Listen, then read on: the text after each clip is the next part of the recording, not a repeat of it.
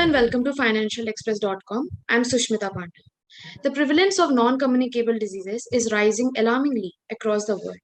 A recent report by the World Health Organization has revealed that NCDs are now the top killers globally. One of the major part of NCD is cardiovascular diseases. Studies have pointed out that India has one of the highest burden of cardiovascular diseases worldwide. On the occasion of World Health Day and to discuss the various aspects of heart diseases in India, the do's and don'ts, and the measures that should be taken to maintain a healthy heart. Today, we have with us leading cardiologist Dr. Rajneesh Kapoor, who is the Director of Interventional Cardiology at Medanta. Dr. Kapoor, welcome to financialexpress.com. Thank you. My privilege. So, to begin with, what are the heart diseases that are prevalent in the country at the moment, and what are the major signs and causes of these diseases? So, Sushmita, there are first, I think you mentioned it quite well that India is a epidemic center for heart diseases world over, globally. So, we have a huge epidemic of heart disease which is surrounding us, and almost every household is actually affected by some kind of heart disease, I would say. So there are various types of heart diseases prevalent in India, but most worrisome and most concerning heart disease, which actually is the biggest disturbing factor, is the coronary artery disease. The blockages which get formed in the coronary artery disease, and those blockages are actually the precursors for angina, unstable angina, and heart attacks.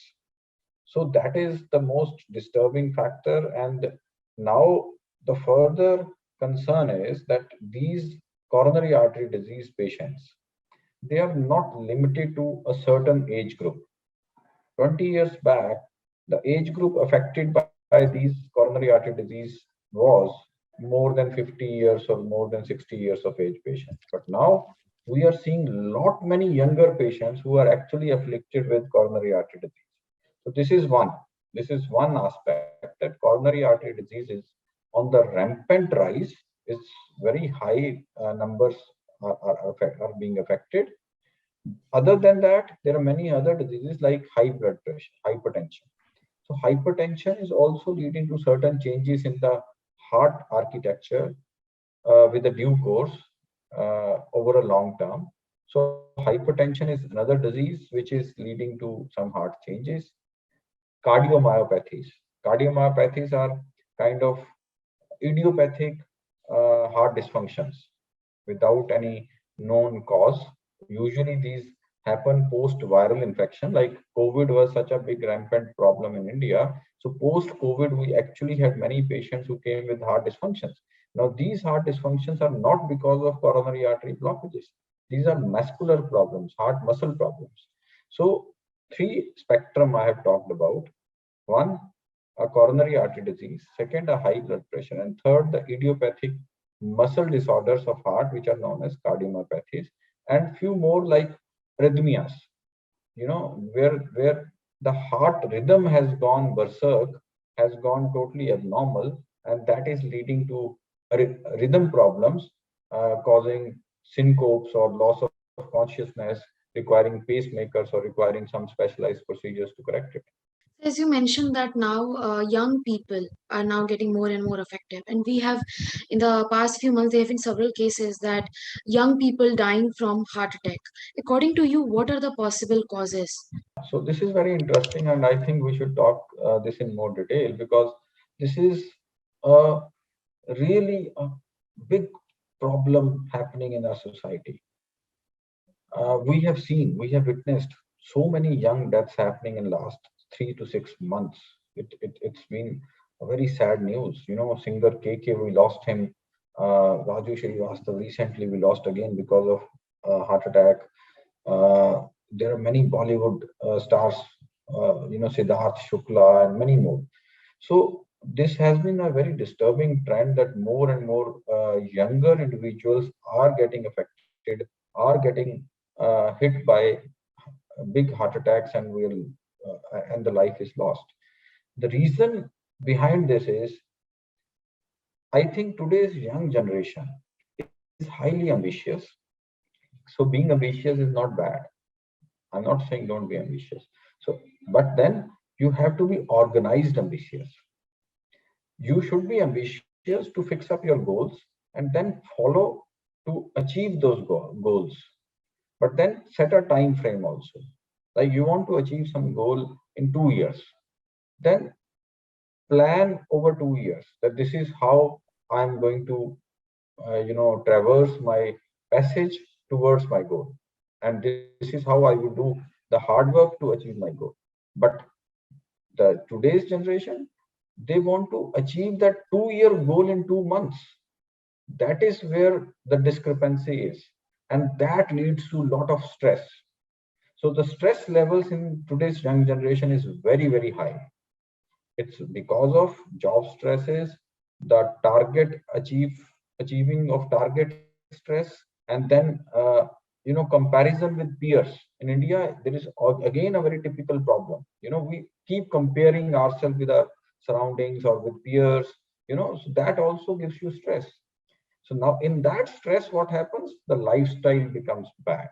Either somebody would take the help of smoking to try to combat the stress, or drug usage is also going up.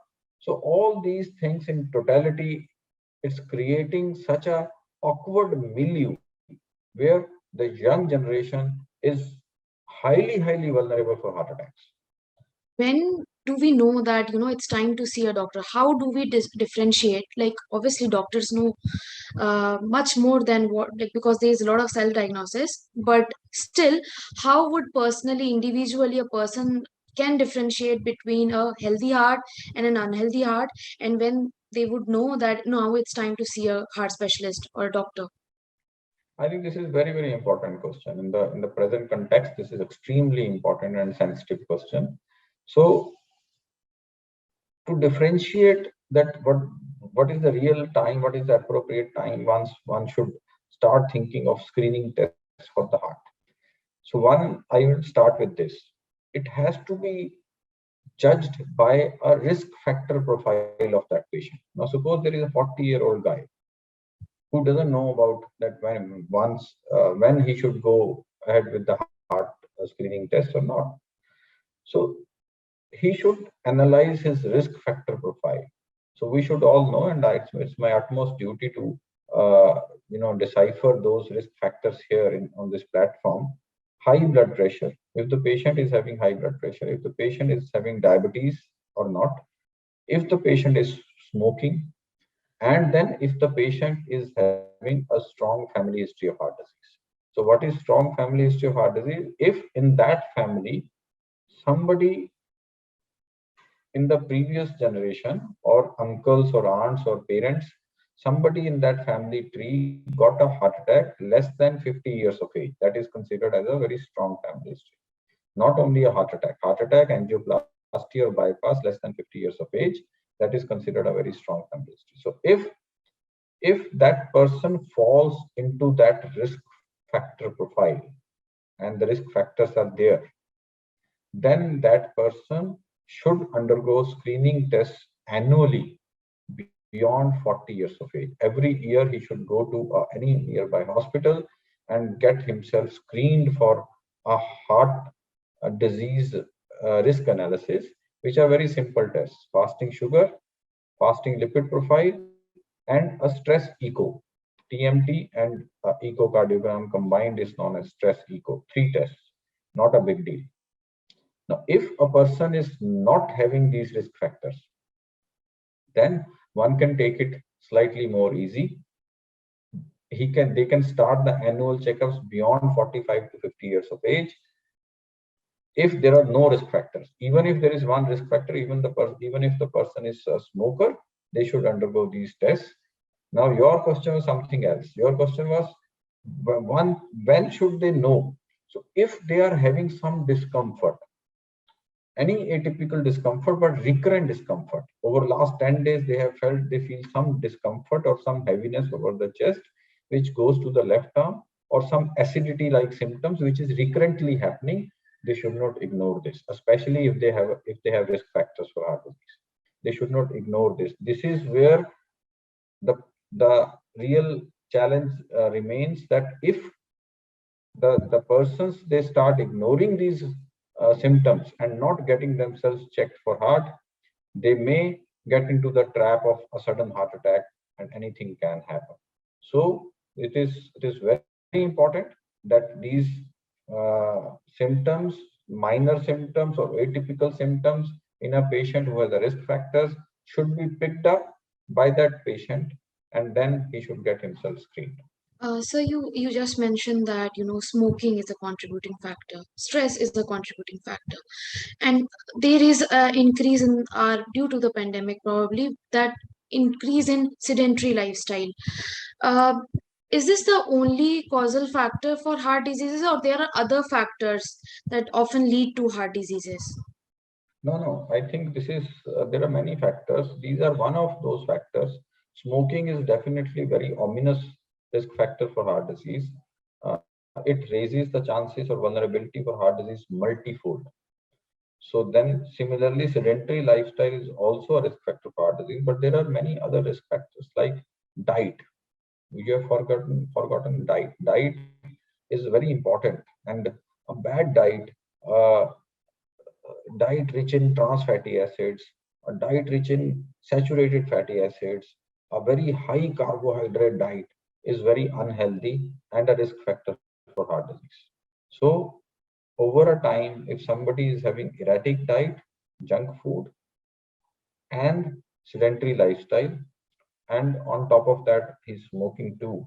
Now, these things accumulate together to increase the chances of heart disease manyfold. It's not that it will only increase 2 times or 3 times. I think combination of factors are more ominous.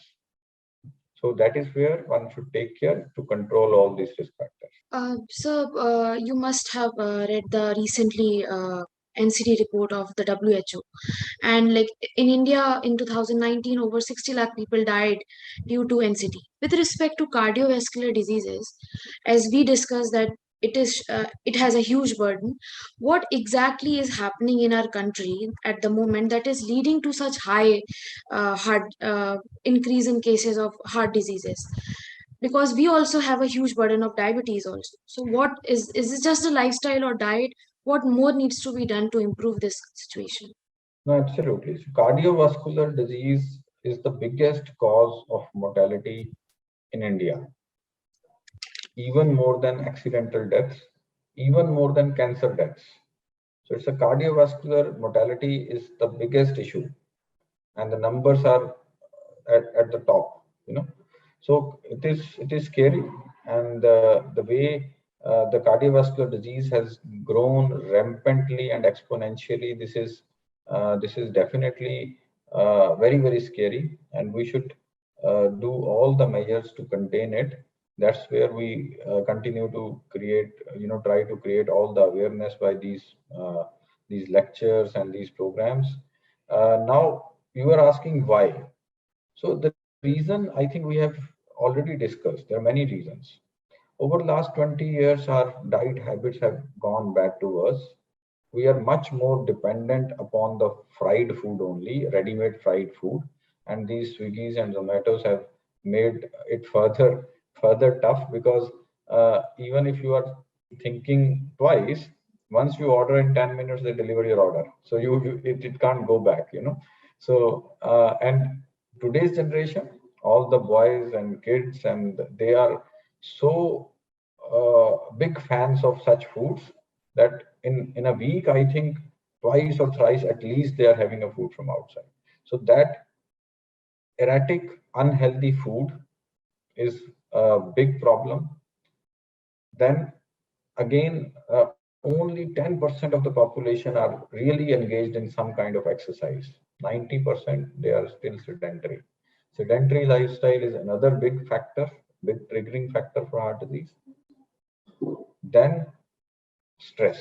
So in today's world, stress has also grown exponentially because of job stresses, or for any family man, it could be the kids' education stresses. So there are many stresses, and somehow, and then the usage of these gadgets, the mobile phones and iPhones, and there is so much of flood of information available, so much of flood of movies available on Netflix, OTT platform, binge watching as you call these days. So I think there is no time for anybody's brain to just relax. It's always clicking, it's always thinking, it's always busy. There is no relaxation. And all those things actually uh, really account for a bad health. Over the time, it doesn't happen in 2 days, it doesn't happen in 2 months. It happens over 2 3 years. Such kind of lifestyle where nobody is relaxing, they are just running like robots. So bad diet, sedentary lifestyle, stresses, overindulgence in a small screen. So all these are kind of accumulating factors for a bad cardiac health, and that leads to more cardiac problems. Sir, at the moment, what kind of cases are you witnessing? Is there a trend that certain kind of cases are increasing that you are witnessing on a daily basis? Yes, surely. So as I mentioned earlier, we come across many heart attacks. Heart attack is the worst problem which we are facing in our emergency departments. Day in and day out, we get 5 6 heart attacks daily. So initially the trend was that those heart attacks were actually hitting the persons or individuals who were more than 50 55 years of age. Now we are getting so many young patients, 25-year-old patients getting big heart attacks, 30-year-old patient, and they are all executives, in some multinationals. So but then if you go to the patient profile, they are smoking, they are sleeping less. Yes, I'll take this opportunity to discuss here. I did one study at Medanta where we tried to find out newer risk factors for heart disease. And astonishingly, in that study, one new risk factor came out, which was lack of sleep. Sleep deprivation is a new triggering factor. So that is where I was actually mentioning overindulgence in small screen. So if somebody is sleeping less than 6 hours over 24 hours, that is called a sleep deprivation. See, your mind, your heart, your blood pressure is not relaxing. You are always, in that mode where your heart rate is high, your pressures are high. That creates a bad milieu, and that leads to triggering heart attacks. So these things have changed in our society in past 10 years, and we need to really introspect. And then see, that's what I said initially. Being ambitious is very good. Being proactive, being aggressive in your work is very good. But then do it calmly. Have a thought process in mind, be organized, and then follow your dreams. Okay, so could you please elaborate more about the sleep pattern? Yes, so this is very interesting. So what happened? I did a study at Medanta. I checked out almost 120 patients of acute heart attack, less than 40 years of age, over 2 3 years, who came to Medanta, and where we were doing all the procedures of angioplasty and all. So out of those over almost 120 patients, there were many diabetic patients, many patients smokers. So I was trying to enumerate the risk factor profile of those patients. So while we were jotting down all the risk factor profile, I found out that 75% of these patients were actually sleep deprived. So they were sleeping less than 6 hours in 24 hours. Almost 4 to 5 hours sleep they were having. And they were so busy in their jobs, and then going out, then either watching binge watching of OTT or whatever, but they were sleeping less. So now this is a newer risk factor which triggers the heart problems, which triggers the heart attacks. Now, what happens if we see from the functional point of view? Once we sleep, our pulse goes down, our blood pressure goes down. So now that is kind of some respite to the heart, which is under stress the whole day, and that neutralizes. Over year, if you see, if somebody is sleeping 7 hours versus 5 hours, 2 hours daily, and then you calculate the total number of hours, obviously then the heart has to work more. if we are awake and under stress and thinking aggressively. So that is where sleep deprivation is one factor, and a simple message to everybody that sleep comfortably for at least 7 hours in 24 hours, preferably in one go. If you can't have a sleep in one go, then you can have a split 2 hours during the day and 5 hours at night. That also is okay. But 7 hours in 24 hours is our essential sleep. Sir, is there, I come across few studies that is there an increased incidences of BP among blood pressure among children? Yes, this is again very What are the disturbing. possible reasons? Yeah, this is very, very disturbing. And we are seeing many school going children. The parents bring their children to us. And once we check their blood pressures, they are usually 150, 160 systolic and 90 diastolic. Many younger children, they are having high blood pressures. And the reasons are again very straightforward. Can you see the boys playing outside these days? There are no outside sports left. Every time they are on iPods or iPads or laptops playing something inside the house. So the physical activity is almost gone. So this is number one. Number two, have you gone to canteens of schools these days? My boys were also there, so I have visited the school canteen, and I was surprised and shocked to see that all items were deep fried, either noodles or some bullet rolls or something. I don't even remember the names, but all deep fried items, and all students were really eating all those things with a huge desire and huge taste. So again, all those things create a milieu in a young boy who's a school going kid to disturb the blood pressures. And also, I mentioned now, if somebody, young children are having high blood pressure, now hypertension is the biggest silent killer. You never know. It's actually damaging your heart slowly. It's damaging your vessel health, blood vessel health slowly and gradually. And over 5 to 10 years, this is a subset who will have heart problems. So in the recent years, we have advanced a lot technology-wise. So with respect to cardiac procedures or surgeries, what are the cardiac devices that are presently being used by the patients? So there are various devices we use for treatment of cardiac patients. As I mentioned, if there are rhythm problems, there are pacemakers available. Now we have specialized pacemakers which are used to treat the heart dysfunctions. They kind of improve the heart function. And now the biggest miracle which has happened over last few years, that there are valve problems in the heart. If the valves are shrunken or leaking, we can actually change the valves. We can put the new valves without any surgery on the body. So those are the percutaneous valve replacement procedures. And this is really encouraging and really changed the way we have been doing a cardiology treatment in the past. So I think that is one area where cardiology has shown biggest technical advancements. So India as a country is a very diverse country, and with same with and within that we have people who belong from various economic classes. So when we talk about heart procedures or any kind of procedures, people who are in the lower economic background, they face a lot of challenges.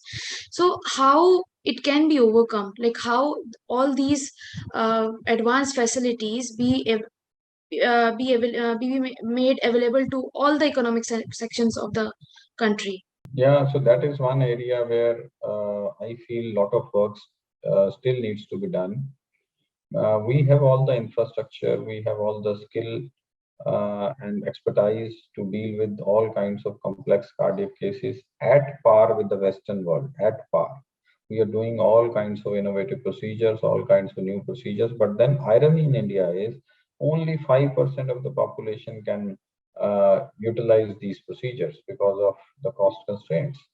So now I feel the government of India has already taken multiple steps. They have introduced multiple schemes. Ayushman is one So where they have made or they put a cap on procedures, high cost procedures, so that the lower economic strata can also utilize those procedures, and it is getting more and more effective. But still, a lot of work still needs to be done, and I feel one way is that uh, one insurance blanket has to get widened, and the premiums for the insurance by insurance company, once the blanket gets widened, once the volume is more, the premiums should come down, and everybody should be affording those premiums. And once everybody comes under an insurance blanket, then obviously these procedures can be applied to masses. So, is there any correlation between heart diseases in gender? Like, is it possible that certain kind of like men are being more vulnerable to certain kind of heart diseases, or women being vulnerable to susceptible to certain kind of heart diseases? Is there a correlation? There is no such correlation. There are few things. One, there are certain heart diseases which run in families. Those are mainly cardiomyopathies. So if in somebody's family there is some sudden cardiac death which has happened, the whole family should get themselves screened for certain cardiomyopathies, and the tests are very simple, not very complex. Simple echocardiogram and ECGs should be done in all rest of the family members. That is one.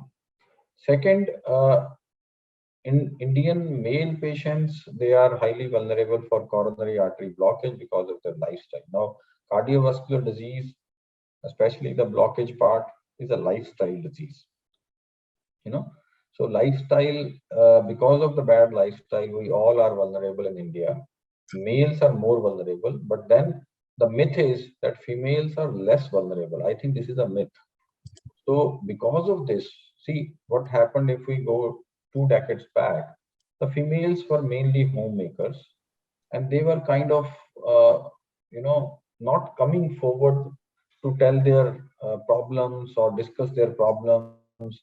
Uh, they were having their voices snubbed, kind of situation where they were not putting their complaints or their problems to discuss in a family. So because of that reason, they were not discussing if they were having chest pain.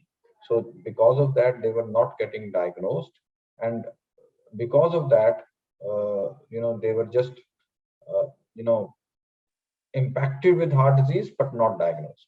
So and the data shows that heart disease is less common in females. The data has been, I would say, not really truthful, because underdiagnosis of heart disease in females. But now again, there is still a problem. But I would urge all the ladies and women that if they feel any discomfort, please don't underplay that. This is extremely important.